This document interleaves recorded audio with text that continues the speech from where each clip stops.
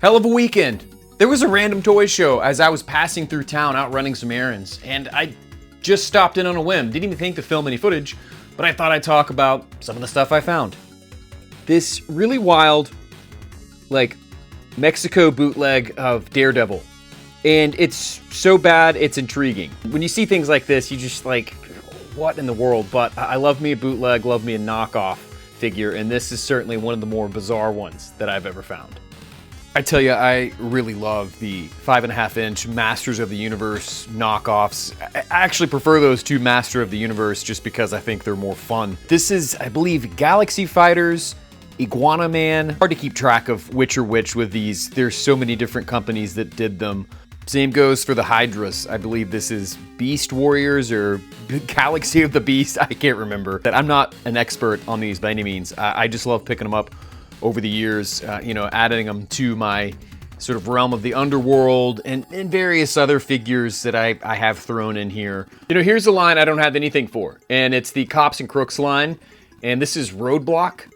And yeah, I mean, look, I don't know how deep I'll get into collecting these, but maybe I'll find me a bad guy to go with it, but I've always thought these figures are really neat.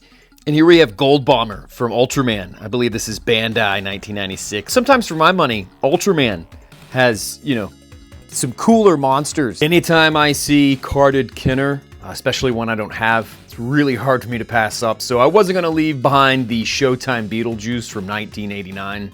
I found me a Surfer Sting, and I've been really getting into late 80s WCW Sting's matches with the Great Muta.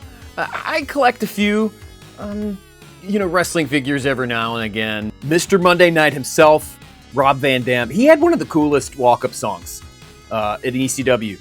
It was Pantera's Walk.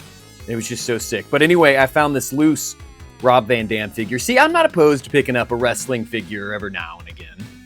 I gotta say, it's decent finds for a last-minute toy show that I've had no idea about, that I was just kind of passing through town. And I thought, well, why the hell not? So, yeah, let me know what you think. And if you'd like to see more videos like this, let me know. This is kind of off the cuff. Like I said, I didn't even think about filming footage on the inside. I just didn't really know what to expect.